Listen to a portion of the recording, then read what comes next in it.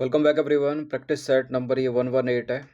ठीक है, उसी के आगे से कंटिन्यू करेंगे जहाँ तक कल के टेस्ट में हो गया था। 20 क्वेश्चन हो गए थे। कल का जो टेस्ट था वो जनरल साइंस का था। जनरल साइंस का था, यानी फिजिक्स के प्रश्न उसमें थे।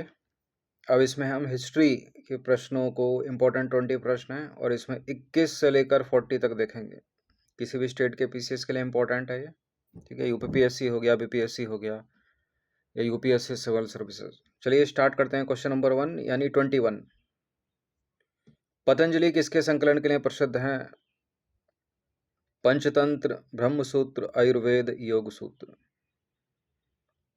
पंचतंत्र के तो विष्णु शर्मा है, योग सूत्र हो जाएगा इसका ऑप्शन नंबर ए। इन सभी टेस्ट की आप फुल टेस्ट सीरीज से जुड़ सकते हैं। नंबर इस पर व्हाट्सअप कर दीजिए। Full test series PDF forward पे मिलेगी आपको। पेड टेलीग्राम ग्रुप ज्वाइन करना पड़ेगा। एक छोटा सा अमाउंट है, वन टाइम पेमेंट है। देखिए, पतंजलि मुख्य रूप से योग सूत्र, ठीक है, योगा सूत्रा के संकलन के लिए प्रसिद्ध है। योग सूत्र यह योग के आवश्यक सिद्धांतों और अभ्यासों को संक्षेप में प्रस्तुत करने वाले 196 सूत्रों का प्रमुख संकलन है। यह योग सूत्र, इसके माध्यम से मन, शरीर और आत्मा के कल्याण का मार्ग बताया गया है। अब कुछ आने वाले 6 से 7 क्वेश्चन महाजनपद से रिलेटेड ही चलेंगे। इंपॉर्टेंट है, एक आधा प्रश्न एग्जाम में पूछ लेता है। ठीक है, बड़े स्टेटमेंट होंगे, बड़ी एक्सप्लेनेशन होगी। महाजनपद अर्थव्यवस्था के बारे में निम्नलिखित कथनों पर विचार करें और सही विकल्प चुनें। और चारों पढ़ने पड़ेंगे इसमें। अब देखिए, पशुपालन पूरे काल में प्रमुख आर्थिक गतिविधि बनी रही, पहला तो यह। दूसरा है, कृषि अधिशेष ने स्थायी सेनाओं और प्रशासन का समर्थन किया। दूसरा, इस चरण में सिक्कों का प्रचलन पूरी तरह से अनुपस्थित था और व्यापार केवल स्थानीय ग्राम बाजारों तक सीमित था। कुछ नेगेटिव स्टेटमेंट अक्सर एग्जाम्स के प्रश्नों में गलत हो जाते हैं। ठीक है, सोच कर देखिए। ठीक है, 16 महाजनपद और क्या सिक्कों का प्रचलन पूरी तरह से अनुपस्थित होगा? गलत है स्टेटमेंट। ठीक है, कुछ तो चलते होंगे। व्यापार केवल स्थानीय ग्राम बाजारों तक ही सीमित होगा। ठीक है, ये केवल, इस तरह के जो नेगेटिव स्टेटमेंट होते हैं वो भी गलत ही हो जाते हैं अक्सर, ये भी गलत है।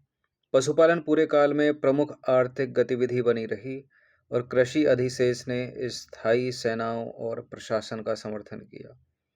कृषि अधिशेष ने स्थायी सेना और प्रशासन का समर्थन किया, यही सही है। पहला वाला भी गलत है यहाँ पर। कथन 2 सही है।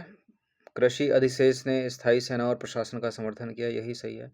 महाजनपदों ने कृषि में प्रगति के कारण अधिशेष संचालित अर्थव्यवस्था का विकास देखा, जिसमें लोहे के उपकरणों का उपयोग भी शामिल था। इस अधिशेष ने शासकों को स्थायी सेनाओं को बनाए रखने, बुनियादी ढांचे का निर्माण करने और कुशल प्रशासनिक प्रणालियों की स्थापना करने में सक्षम बनाया, तो बी करेक्ट है। अगला क्वेश्चन है, महाजनपदों के संदर्भ में निम्नलिखित में से कौन सा कथन सही है? चार है यहाँ पर। पहला है, कुरु और पांचाल क्षेत्रों को अपने में समाहित करने के बाद वत्स सबसे शक्तिशाली महाजनपद के रूप में उभरा।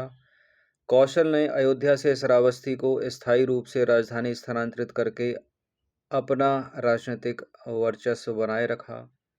और तीसरा है, अवंती को उत्तरी और दक्षिणी भागों में विभाजित किया गया था और उत्तरी अवंती की राजधानी उज्जैनी थी। ये फैक्ट है।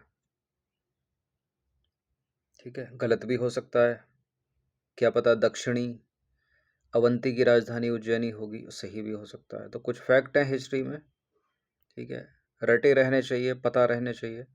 महाजनपद काल के दौरान मगध के पास रणनीतिक भौगोलिक लाभ का अभाव था। यहाँ केवल सी करेक्ट है। अवंती को उत्तरी और दक्षिणी भागों में विभाजित किया गया था, जिसमें जो उज्जैनी थी, इसको याद रखना इंपॉर्टेंट है। ये उज्जैनी या उज्जैन उत्तरी अवंती की राजधानी थी और दक्षिणी की थी महिष्मती, अगर पूछ ले तो। बाकी पहला, दूसरा, चौथा ये इनकरेक्ट है। केवल सी ही इसका आंसर हो जाएगा।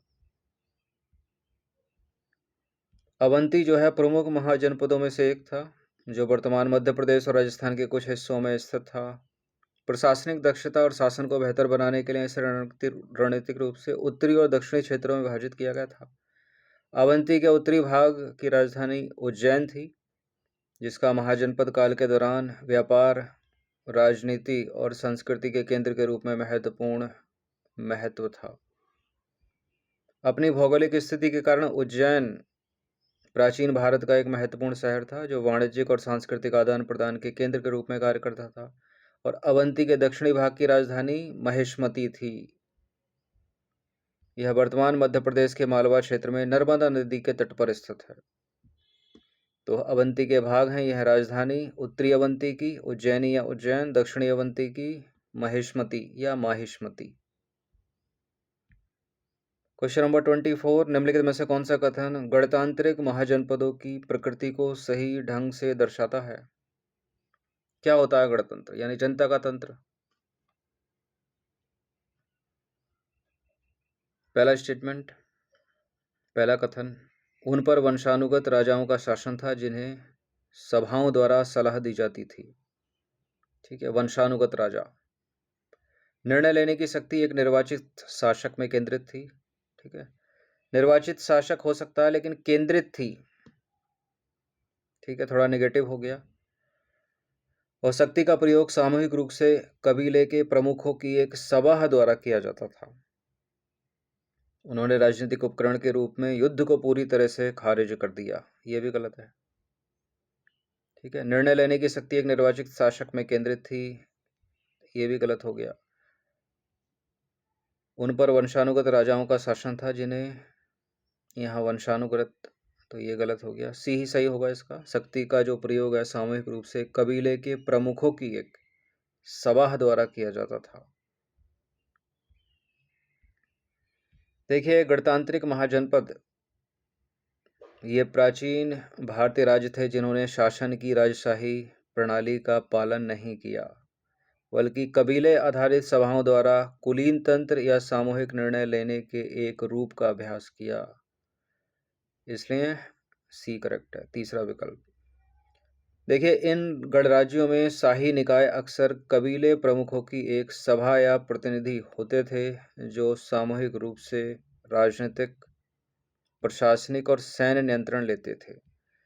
राजतंत्रों के विपरीत, जहां राजतंत्रों में जो है क्या है, शक्ति वंशानुगत थी और एक शासक में निहित थी, लेकिन गणतांत्रिक महाजनपद में शासन की लोकतांत्रिक या कुलीन तांत्रिक प्रणाली थी। इन सभाओं को गढ़ या संघ के रूप में जाना जाता था और सदस्यों के बीच विचार विमर्श और आम सहमति बनाने के माध्यम से कार्य किया जाता था। गणतांत्रिक महाजनपदों के उदाहरण में बज्जी परिसंघ और शाक्य गणराज्य शामिल है। बज्जी परिसंघ वैशाली राजधानी के रूप में और शाक्य गणराज्य जिसमें गौतम बुद्ध का संबंध है।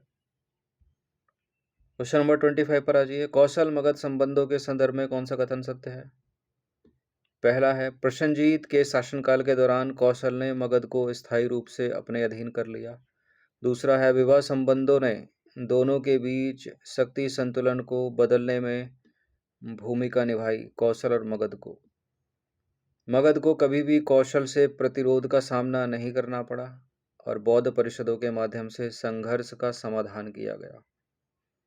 ना तो बौद्ध परिषदों के माध्यम से संघर्ष का समाधान किया गया, बौद्ध परिषदें कुछ और काम करती थी। मगध को कोई भी कौशल से प्रतिरोध का सामना नहीं करना पड़ा, बिल्कुल करना पड़ा। विवाह संबंधों ने दोनों के बीच शक्ति संतुलन को बदलने में महत्वपूर्ण भूमिका निभाई। ये करेक्ट है। ठीक है, कौशल और मगध के बीच विवाह संबंधों ने शक्ति संतुलन को बदलने में महत्वपूर्ण भूमिका निभाई। दूसरा वाला करेक्ट है। प्रसेनजीत के शासनकाल के दौरान कौशल ने मगध को स्थायी रूप से अपने अधीन कर लिया था। ये गलत है।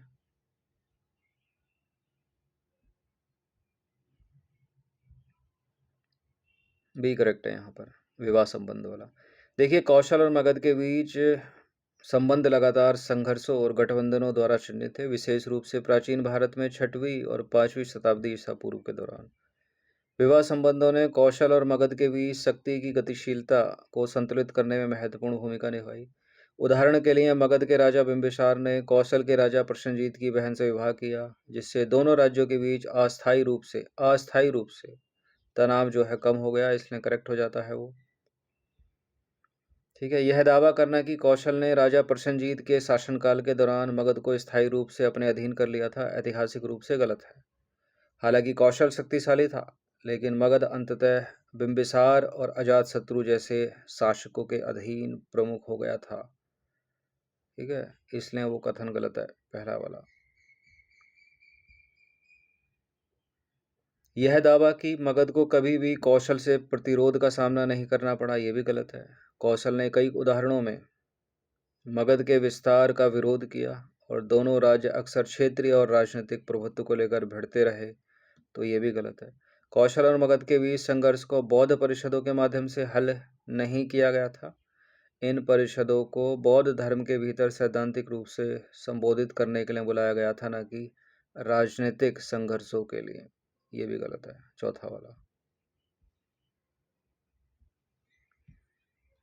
अजातशत्रु के संबंध में निम्नलिखित में से कौन सा कथन सही है? 4 में से केवल एक ही सही होगा, 3 गलत होंगे। अजातशत्रु ने सभी प्रकार के सैन्य नवाचारों का विरोध किया। कोई तो छोड़ा होगा। इस तरह से रहता है ना, सभी चीज का विरोध किया, मतलब किसी चीज का समर्थन ही नहीं किया, वो अक्सर गलत ही होते हैं। जबकि अजातशत्रु ने जो है सैन्य नवाचारों का विरोध नहीं किया था, वो तो समर्थन में था उनके पुरजोर, तो ये गलत है। उन्होंने प्रतिद्वंदी राज्यों के खिलाफ नए हथियारों और युद्ध तकनीकों का इस्तेमाल किया। उन्होंने राजधानी को स्थायी रूप से वैशाली स्थानांतरित कर दिया, ये फैक्ट है, गलत भी हो सकता है। उन्होंने कौशल के अधीन शासक के रूप में शासन किया, कौशल के अधीन नहीं, ये गलत है, ये भी गलत है, केवल दूसरा वाला सही है। अजातशत्रु ने प्रतिद्वंदी राज्यों के खिलाफ नए हथियारों और युद्ध तकनीकों का इस्तेमाल किया। देखिए, अजातशत्रु जो है मगध में हर्यक वंश का प्रमुख शासक था, जिसने लगभग 492 ईसा पूर्व से 460 ईसा पूर्व तक शासन किया। उसने सैन्य नवाचारों के लिए जाना जाता है, उसको सैन्य नवाचारों के लिए, जैसा कि महाशिलाकंटक और रथमुसला। महाशिलाकंटक क्या है? पत्थर, बड़ा पत्थर फेंकने वाला। ठीक है, बड़ा पत्थर फेंकने वाली एक चीज है। और रथमुसला गदा से लैस युद्ध रथ है। तो ये हथियार थे उस समय के, इनकी शुरुआत की थी अजातशत्रु ने। अजातशत्रु ने बज्जी परिसंघ और अन्य प्रतिद्वंदी राज्यों के साथ अपने युद्ध के दौरान इन उन्नत हथियारों और रणनीतियों का इस्तेमाल किया, जिससे सैन्य प्रगति में उसकी गहरी रुचि का प्रदर्शन हुआ, तो कथन सही है वो। देखिए, उसने बज्जी परिसंघ को हराया और अपने राज्य क्षेत्र का विस्तार किया, जिससे उसकी सामरिक प्रतिभा का प्रदर्शन हुआ। इन संघर्षों में उसकी सैन्य नवाचार महत्वपूर्ण थे। पहला वाला गलत हो जाता है। अजातशत्रु को स्थायी रूप से राजधानी को वैशाली से स्थानांतरित करने के साथ गलत तरीके से जोड़ा जाता है। उसकी राजधानी राजगीर में रही, न कि वैशाली में। राजगीर यानी पहले ग्रेवरेज के रूप में जाना जाता था, इसको याद रखना, इंपॉर्टेंट है फैक्ट, जो एक गढ़ शहर था। तो तीसरा वाला गलत हो गया। चौथा भी गलत है। अजातशत्रु एक स्वतंत्र शासक था और कौशल के अधीन नहीं था। वास्तव में उसने अपने राज्य का विस्तार करने के लिए कौशल और अन्य प्रतिद्वंदी राज्यों के साथ युद्ध लड़े। चलिए 27, प्राचीन भारत यानी वर्तमान उत्तर प्रदेश में कौशल क्षेत्र से संबंधित निम्नलिखित कथनों पर विचार करेंगे। उत्तर वैदिक काल के दौरान कौशल क्षेत्र का राजनीतिक महत्व बढ़ गया। पहला स्टेटमेंट यह है। और दूसरा यह है, कौशल का आर्थिक विकास मुख्य रूप से समुद्री व्यापार पर आधारित था। देखिए, बिल्कुल वैदिक उत्तर वैदिक काल के दौरान कौशल क्षेत्र का जो राजनीतिक महत्व बढ़ गया। करेक्ट है स्टेटमेंट। कौशल का आर्थिक विकास मुख्य रूप से समुद्री व्यापार पर आधारित ना रहकर जमीनी था, मतलब भूमि मार्ग पर था। तो दूसरा वाला यहाँ पर गलत है। ठीक है, तो जहाँ-जहाँ 2 है उसको हटाएँगे हम, केवल पहला ही वाला यहाँ पर करेक्ट हो जाएगा, चूँकि पहला वाला सही है तो डी भी कट जाएगा। देखिए कौशल उत्तर वैदिक और प्रारंभिक ऐतिहासिक काल के दौरान एक महत्वपूर्ण राजनीतिक इकाई के रूप में उभरा। यह क्षेत्र उपजाऊ मध्य गंगा के मैदान में स्थित था, जिसने मजबूत कृषि उत्पादन का समर्थन किया। कौशल में कृषि अधिशेष ने राजनीतिक अधिकार को मजबूत करने में महत्वपूर्ण भूमिका निभाई। कौशल की अर्थव्यवस्था जो है काफ़ी हद तक भूमि आधारित थी और समुद्री व्यापार के बजाय आंतरिक व्यापार मार्गों द्वारा समर्थित थी। तो दूसरा वाला इनकरेक्ट हो जाएगा। क्वेश्चन नंबर 28, निम्नलिखित कथनों पर विचार कीजिए और मगध के संबंध में सही कथन की पहचान करें। 3 यहाँ पर इनकरेक्ट होंगे, 1 ही यहाँ पर करेक्ट होगा। मगध का उदय मुख्य रूप से समुद्री व्यापार को जल्दी अपनाने के कारण हुआ। दूसरा है मगध मौर्य काल तक एक छोटी शक्ति बना रहा। लौह समृद्ध क्षेत्रों पर नियंत्रण मगध की सैन्य शक्ति में एक महत्वपूर्ण कारक था। और चौथा है मगध ने बाढ़ संबंधी जोखिमों के कारण नदी घाटियों से परहेज किया।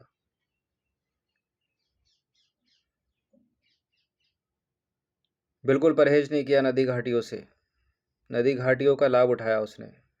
और मगध मौर्य काल तक एक छोटी शक्ति बना रहा, है गलत है। लौह समृद्ध क्षेत्रों पर नियंत्रण मगध की सैन्य शक्ति में एक महत्वपूर्ण कारक था, ये करेक्ट है। मगध का उदय मुख्य रूप से समुद्री व्यापार को जल्दी अपनाने के कारण हुआ, ये भी गलत है। सी सही है केवल। देखिए लौह समृद्ध संसाधन, मगध उन क्षेत्रों में स्थित था जो लौह के भंडार से समृद्ध है, विशेष रूप से वर्तमान बिहार और झारखंड जैसे क्षेत्रों में। लौह की इस प्रचुरता ने राज्य को बेहतर हथियार और उपकरण बनाने की अनुमति दी, जिससे उसकी सैन्य शक्ति मजबूत हुई। तो करेक्ट हो गया वो। कथन एक गलत है, मगध का उदय मुख्य रूप से समुद्री व्यापार के कारण नहीं हुआ था, ठीक है, जबकि व्यापार ने इसकी अर्थव्यवस्था में एक भूमिका निभाई। ठीक है, क्षेत्र की अंतर्देशीय स्थिति और समुद्र तक सीधी पहुंच की कमी ने इसे समुद्री व्यापार पर कम निर्भर बना दिया। ठीक है, ध्यान अधिक क्षेत्रीय विस्तार और संसाधन नियंत्रण पर था, इसलिए गलत हो जाता है स्टेटमेंट। दूसरा भी गलत होगा, यहाँ पहला गलत हो गया, यहाँ दूसरा गलत होगा। मगध मौर्य काल से पहले भी एक महत्वपूर्ण शक्ति था। हर्यक, शिशुनाग और नंद राजवंशों ने इस क्षेत्र में इसके प्रभुत्व की नींव रखी, इसलिए कथन कि यह मौर्य काल तक एक छोटी इकाई बना रहा वो असत्य है। चौथा वाला भी इनकरेक्ट है। मगध गंगा और सोन जैसी नदी घाटियों में फला फूला, जिसने कृषि के लिए उपजाऊ भूमि प्रदान की और व्यापार तथा परिवहन को सुगम बनाया। तो नदी घाटियों से बचने के बजाय मगध ने अपनी वृद्धि के लिए उनका लाभ उठाया, इसलिए चौथा गलत है। क्वेश्चन नंबर 29 है, बौद्ध वास्तुकला मुख्यतः 3 प्रमुख प्रकार के भवनों द्वारा प्रस्तुत की जाती थी, जिसमें चैत्य हॉल का उपयोग निम्नलिखित में से किया जाता है। चैत्य हॉल के बारे में पूछ रहा है। ये यूपीएससी भी स्टेटमेंट बनाकर पूछ लेती है कि चैत्य क्या थे बौद्ध वास्तुकला में, विहार क्या है, पूछा भी है। चैत्य है पूजा स्थल और विहार क्या है, भवन या रहने का स्थान। तो यहाँ चैत्य पूछा है तो चैत्य है पूजा स्थल, डी है इसका आंसर। बौद्ध वास्तुकला मुख्य रूप से 3 प्रमुख भवन प्रकारों द्वारा प्रस्तुत की जाती थी। चैत्य हॉल याद रखना है क्या है, जो कि पूजा स्थल है। विहार जो है वो मठ या रहने का स्थान, और स्तूप क्या है, पूजा या ध्यान के लिए अर्धगोलाकार टीला। विशिष्ट बौद्ध स्थापत्य संरचनाएं मूर्तियां जैसे कि स्तूप, पैगोडा, गुफाएं और मठ हैं। बौद्ध धर्म के आध्यात्मिक प्रतीक के कारण ये संरचनाएं मठवासी या पवित्र स्थान हैं।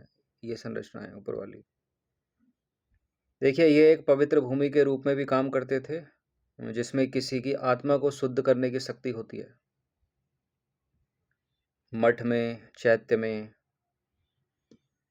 30वां प्रश्न है, निम्नलिखित में से कौन सा कथन सही सम्मिलित है। श्रावस्ती के सामने उत्तर प्रदेश लिखा है, सांची के सामने मध्य प्रदेश, बराबर गुफा के सामने महाराष्ट्र। श्रावस्ती मध्य प्रदेश में ठीक है, सांची श्रावस्ती उत्तर प्रदेश में ठीक है, सांची मध्य प्रदेश में, बराबर गुफाएं जो है महाराष्ट्र में नहीं है, बिहार में ही। तो जहाँ जहाँ 2 है उससे एलिमिनेट करिए। बी है इसका आंसर। सॉरी, क्या पूछा है? सही पूछा है ना? हाँ, तो बी है इसका आंसर। 1 और 3 जहाँ जहाँ 2 है वो एलिमिनेट हो जाएगा। देखिए, बौद्ध वास्तुकला के प्रमुख स्थान है जैसे बोध गया बिहार में आसानी है, सारनाथ उत्तर प्रदेश में सभी को पता होगा, कुशीनगर उत्तर प्रदेश में, श्रावस्ती उत्तर प्रदेश में, सांची मध्य प्रदेश में, नालंदा बिहार में और बराबर गुफाएं भी बिहार में, ना कि महाराष्ट्र में। उत्तर प्रदेश के निम्नलिखित में से किस स्थान पर हर्षवर्धन ने एक बौद्ध महासम्मेलन का आयोजन किया था? हर्षवर्धन ने बौद्ध महासम्मेलन का आयोजन किया था कन्नौज में, लेकिन कन्नौज ऑप्शन में नहीं है, और प्रयाग में किया था। तो बी है इसका आंसर। उस समय का इलाहाबाद, वर्तमान का प्रयागराज। हर्षवर्धन ने उत्तर प्रदेश के कन्नौज और प्रयाग में विशाल बौद्ध और धार्मिक सम्मेलनों का आयोजन किया था। कन्नौज का सम्मेलन 643 ईस्वी में महायान बौद्ध धर्म के सिद्धांतों को प्रचारित करने के लिए ह्वेनसांग के सम्मान में इस भव्य सभा का आयोजन किया गया था।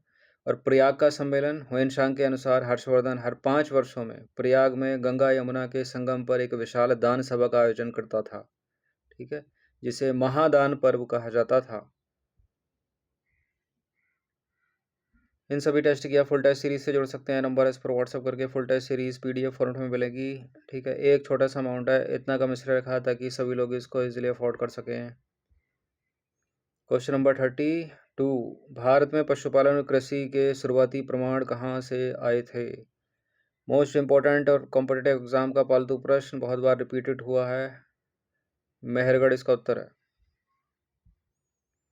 देखिए, भारत में पशुपालन और कृषि के शुरुआती प्रमाण आए मेहरगढ़ से। मेहरगढ़ नवपाषाण युग का सबसे पुराना उपनिवेश है। नवपाषाण युग को नया पाषाण युग भी कहा जाता है। मेहरगढ़ बोलन नदी पर स्थित है, जो सिंधु की सहायक नदी है। जो का क्या मतलब है यहाँ पर? बोलन नदी से। इस युग के लोगों ने लकड़ी के शेल्टर और कब्रों से नक्काशीदार वस्तुएं बनाई और मिट्टी के बर्तन बनाए। उन्होंने मड ईंटों से बने घर और पूजा स्थल विशेष कार्यों से तांबे और कांसे से अधिक जटिल उपकरण बनाए। क्वेश्चन नंबर 33 पर आ जाइए। सिंधु घाटी सभ्यता से संबंधित कोई एक जो है सही नहीं है यहाँ पर। मोहनजोदड़ो सिंधु घाटी सभ्यता का सबसे बड़ा स्थल है। धौलावीरा सिंधु घाटी सभ्यता का सबसे बड़ा भारतीय स्थल है। जॉन मार्शल सिंधु घाटी सभ्यता शब्द का उपयोग करने वाले पहले अध्येता थे। दयाराम साहनी ने पहली बार 1921 में हड़प्पा सभ्यता की खोज की। देखिए, पहला वाला सही है। ओवरऑल अगर पूछ ले तो मोहनजोदड़ो सिंधु घाटी सभ्यता का सबसे बड़ा स्थल है। और भारतीय परिदृश्य में पूछे या भारतीय उपमहाद्वीप का नाम लेकर पूछे तो धौलावीरा नहीं है, हरियाणा के हिसार जिले का राखीगढ़ी है, याद रखिएगा। जॉन मार्शल सिंधु सभ्यता शब्द का प्रयोग करने वाले पहले अध्येता करेक्ट है। दयाराम साहनी ने पहली बार 1921 में हड़प्पा स्थल की खोज की थी, तो गलत दूसरा वाला है, ठीक है। सिंधु घाटी सभ्यता या इंडस वैली सिविलाइजेशन या हड़प्पा सभ्यता भी कहा जाता है इसको, 3000 साल पुरानी सभ्यता है। देखिए, जॉन मार्शल सिंधु घाटी सभ्यता शब्द का उपयोग करने वाले पहले अध्येता थे। सिंधु घाटी सभ्यता आद्य इतिहास काल से संबंधित है। दयाराम साहनी ने पहली बार 1921 में हड़प्पा सभ्यता की खोज की। आर.डी. बनर्जी का नाम याद रखिएगा। 1922 में मोहनजोदड़ो, जिसको मृतकों का टीला कहा जाता है, उसकी खोज की। मोहनजोदड़ो सिंधु घाटी सभ्यता का सबसे बड़ा स्थल है, पाकिस्तान में है ये। और राखीगढ़ी सिंधु घाटी सभ्यता का सबसे बड़ा भारतीय स्थल है, हरियाणा के हिसार जिले में है ये। क्वेश्चन नंबर 34 पर आ जाइए। एक और प्रश्न इंडस वैली सिविलाइजेशन से ही। निम्नलिखित सिंधु घाटी सभ्यता के स्थलों और उनके महत्व पर विचार करेंगे। 3 है। चन्हूदड़ो के सामने बिना किला का एक शहर लिखा है। धौलावीरा के सामने पोतगह लिखा है। राखीगढ़ी सिंधु घाटी सभ्यता का सबसे बड़ा भारतीय स्थल।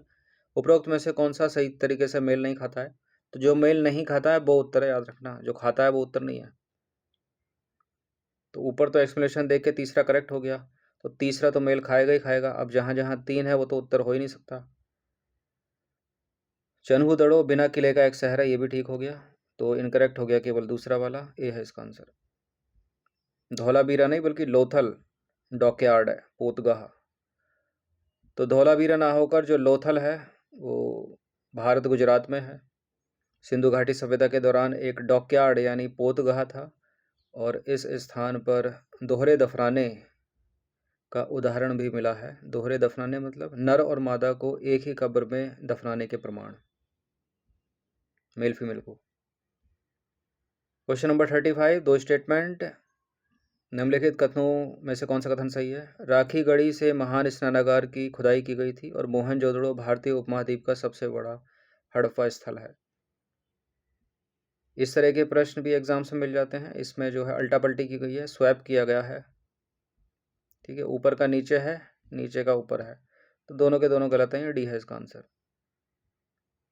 जो राखी गढ़ी है वो भारतीय उपमहाद्वीप का सबसे बड़ा हड़प्पा स्थल है, और जो मोहनजोदड़ो है वो महान स्नानागार की खुदाई की गई वहां से, तो डी है इसका आंसर। मोहनजोदड़ो से महान स्नानागार की खुदाई की गई थी और राखी गढ़ी भारतीय उपमहाद्वीप का सबसे बड़ा हड़प्पा स्थल है। महान स्नानागार हड़प्पा स्थल, जिसे सिंधु घाटी सभ्यता भी कहा जाता है, कि एक बड़ी इमारत है, सबसे बड़ी इमारत है ये महान स्नानागार या विशाल स्नानागार। कहाँ से खुदाई की गई इसकी? मोहनजोदड़ो से। और ये महान या विशाल स्नानागार, आनुष्ठानिक स्नान इसमें होते थे सिंधु घाटी सभ्यता के। महान स्नानागार के निर्माण में कोई रिसाव या दरार नहीं पाई गई है, ये भी याद रखिएगा, और यह इस संस्कृति की स्वच्छता को दर्शाता है महान स्नानागार। इसके अलावा महान अन्नागार, सभा भवन आदि भी खुदाई में मिले हैं, और खुदाई करने वाले राखलदास बनर्जी, मैके और व्हीलर आदि थे। राखलदास बनर्जी ने 1922 में, मैके ने 1927 में और व्हीलर ने 1930 में। ये फैक्ट हैं, हमेशा पता होने चाहिए।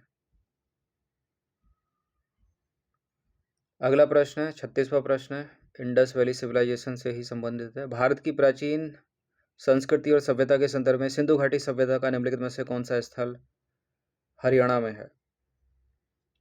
तो राखी गढ़ी है हरियाणा के हिसार जिले में, और कालीबंगा राजस्थान के हनुमानगढ़ जिले में है, और लोथल जो है वो गुजरात में है, धौलावीरा भी गुजरात में है।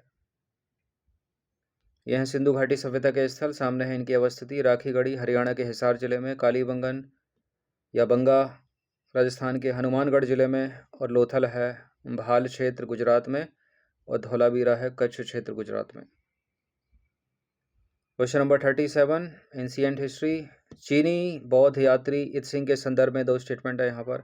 वह हर्षवर्धन के शासनकाल में भारत आया था और उसने 10 वर्षों तक प्रसिद्ध नालंदा विश्वविद्यालय में बौद्ध ग्रंथों का अध्ययन किया। ये जितने भी चीनी यात्री हैं ना, संयुग्मन कब आया, हुएनसांग कब आया, इत्सिंग कब आए, ठीक है, संयुग्मन, ये सबको इनके आने का क्रम याद कर लेना, पूछ लेता है। इसकी एक ट्रिक है, चीनी यात्री को फांसी हुई, ठीक है, चीनी यात्री साइलेंट है, जो मेन ट्रिक है वो है फांसी हुई, फांसी हुई, ठीक है, यानी फाहियान, संयुग्मन, हुएनसांग और इत्सिंग, ये क्रम है ट्रिक का। फाहियान सबसे पहले आए, उसके बाद संयुग्मन, फिर हुएनसांग, फिर इत्सिंग, ठीक है। फांसी हुई, हुई में से दो निकलेंगे, हुएनसांग हुई, इत्सिंग फॉर इत्सिंग। देखिए, इत्सिंग जब भारत आया था उस समय गुप्त साम्राज्य चल रहा था, तो पहला तो गलत हो जाएगा बिल्कुल। 10 वर्षों तक प्रसिद्ध नालंदा विश्वविद्यालय में बौद्ध ग्रंथों का अध्ययन किया उसने, दूसरा सही है। चीनी यात्री इत्सिंग 7वीं शताब्दी के उत्तरार्ध में, यानी लगभग 673 ईसा पूर्व में भारत आया था।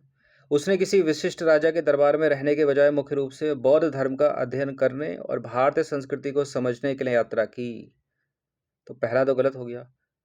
वह लगभग 10 वर्षों तक प्रसिद्ध नालंदा विश्वविद्यालय में रहा और संस्कृत तथा बौद्ध ग्रंथों का अध्ययन किया उसने, दूसरा वाला सही हो गया।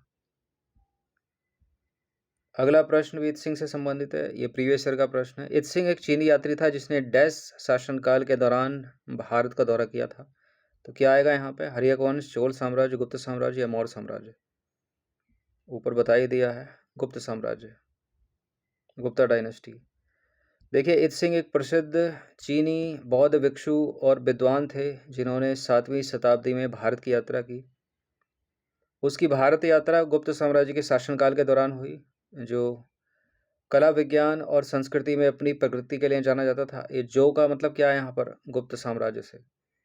हित सिंह ने अपने अनुभवों और टिप्पणियों को अपनी पुस्तक दक्षिण सागर से भेजे गए बौद्ध प्रथाओं का एक रिकॉर्ड, ये बड़ा सा नाम उसकी पुस्तक का है, ठीक है, दक्षिण सागर से भेजे गए बौद्ध प्रथाओं का एक रिकॉर्ड, इंग्लिश में a record of Buddhist practices sent from the southern sea, ठीक है, ये है बुक का नाम। इसमें प्रलेखित किया है जो गुप्त युग के दौरान भारतीय संस्कृति, धर्म और समाज में बहुमूल्य अंतर्दृष्टि प्रदान करता है। अगला ये प्रश्न आ जाता है मॉडर्न हिस्ट्री से, आधुनिक भारतीय इतिहास से, किसके बारे में स्टेटमेंट है? राजा राम मोहन राय के बारे में निम्नलिखित कथनों पर विचार करेंगे। दो कथन है यहाँ पर, कौन सा इसमें सही होगा? और ये रिपीटेड प्रश्न है, पहले यूपीएससी सिविल सेवा में पूछा हुआ है, 2024 में पूछा है शायद, या 25 का भी हो सकता है, पिछले साल का। देखिए, अक्सर जो किसी समाज सुधारक पर यूपीएससी प्रश्न बनाती है, यूपीएससी का है, सिविल सर्विसेज का ये प्रश्न, तो उनके बारे में अच्छी अच्छी बातें कहेगी, ठीक है, क्यों नेगेटिव बोलेगी किसी भारतीय समाज सुधारक पर। हाँ, अगर कोई फैक्ट डाला है वहां पर, ठीक है, उसको उलट पलट कर देगी, या कुछ इस तरह के स्टेटमेंट कि राजा राम मोहन राय ने सभी भारतीय जो सामाजिक कुरीतियां थी उनका विरोध किया, तो इस तरह के स्टेटमेंट जो है ना गलत हो जाते हैं, कि सभी का विरोध किया मतलब कुछ तो छोड़ा होगा उन्होंने। पहला स्टेटमेंट है, उन्होंने प्राच्य विश्व के पारंपरिक दार्शनिक सिद्धांतों के प्रति अत्यंत अनुराग और समझदार था, ठीक है, उनमें उनकी कामना थी कि उनके देशवासी तर्क संगत और वैज्ञानिक दृष्टिकोण तथा सभी पुरुषों और महिलाओं की मानवीय गरिमा और सामाजिक समानता के सिद्धांत को माने। कौन सा सही है इसमें? देखिए, दोनों ही बातें जो है अच्छी सी लग रही हैं, पढ़ने में भी ठीक लग रही हैं, ठीक है, पॉजिटिव फीलिंग आ रही है, तो बिल्कुल करेक्ट हो जाएगा, पहला वाला भी है दूसरा वाला भी, तो दोनों के दोनों सही हैं। इसका जो आंसर हो जाएगा सी है इसका आंसर, ठीक है। भारत के महान समाज सुधारक सती प्रथा का अंत किया था इन्होंने, इन्हीं के प्रयासों से लॉर्ड विलियम बेंटिक ने 1829 में कानून बना दिया था सती प्रथा के खिलाफ, ठीक है। महिला और पुरुषों को समान रूप से देखा, महिला की शिक्षा पर विशेष वकालत की इन्होंने, राजा राम मोहन राय ने, तो पहला वाला सही है। राजा राम मोहन राय भारतीय दार्शनिक परंपराओं में गहराई से निहित थे और उपनिषदों व वेदांत दर्शन के प्रति अत्यधिक प्रशंसा रखते थे। उन्होंने पूर्व की समृद्ध आध्यात्मिक और बौद्धिक विरासत पर जोर दिया, यहाँ तक कि पश्चिमी विचारों के साथ भी जुड़े रहे। दूसरा वाला सही है, वो एक समाज सुधारक भी थे जिन्होंने तर्कवाद, वैज्ञानिक तर्क और मानव समानता को बढ़ावा दिया। अपने कार्यों और ब्रह्म समाज के माध्यम से उन्होंने वकालत की, क्या क्या वकालत की उन्होंने? पुरुषों और महिलाओं की सामाजिक समानता की बात की, सती प्रथा का उन्मूलन करवाया लॉर्ड विलियम बेंटिक के साथ मिलकर, शिक्षा, विशेष रूप से महिलाओं की शिक्षा पर जोर दिया, प्रेस की स्वतंत्रता पर बात की और आधुनिक वैज्ञानिक स्वभाव को अपनाया। अब अगला प्रश्न भी इसी से रिलेटेड है, 40 प्रश्न कंप्लीट हो जाते हैं। राजा राम मोहन राय के बारे में निम्नलिखित कथनों में से कौन सा एक गलत है? उन्होंने ब्रह्म सभा नाम से एक सुधारवादी संगठन बनाया था। वह भारत में पश्चिमी शिक्षा के प्रसार के विरुद्ध थे। उन्होंने सती प्रथा के खिलाफ मुहिम छेड़ी थी। वह महिलाओं के लिए और अधिक स्वतंत्रता व समानता के पक्षधर थे। बिल्कुल यहाँ पर पहला सही है, चौथा सही है, तीसरा सही है, दूसरा वाला गलत है। पश्चिमी शिक्षा के प्रसार के विरुद्ध नहीं थे वो, पश्चिमी शिक्षा के प्रसार का समर्थन किया था उन्होंने, ठीक है। उनका मानना था कि अंग्रेजी सीखो तभी अंग्रेजों से लड़ पाओगे, वैज्ञानिक दृष्टिकोण अपनाओ, दूरदृष्टि सोच रखो, पुरानी कुरीतियां, बाह्य आडंबरों को पीछे छोड़ो। देखिए, वह भारत में पश्चिमी शिक्षा के प्रसार के विरुद्ध थे, यह कथन जो है वो गलत है, क्योंकि राजा राम मोहन राय भारत में पश्चिमी शिक्षा के प्रसार के पक्ष में थे। उनका मानना था कि अंग्रेजी भाषा और पश्चिमी विज्ञान तथा प्रौद्योगिकी का ज्ञान भारतीयों को आगे बढ़ने और अंग्रेजों से प्रतिस्पर्धा करने में मदद करेगा। तो बड़े ही इंपॉर्टेंट ये 40 प्रश्न, प्रैक्टिस कर लेना इनकी। नेक्स्ट टेस्ट में हम 41 to 60, फिर 60 to 80, फिर 100 तक कवर कर लेंगे, ठीक है। धन्यवाद।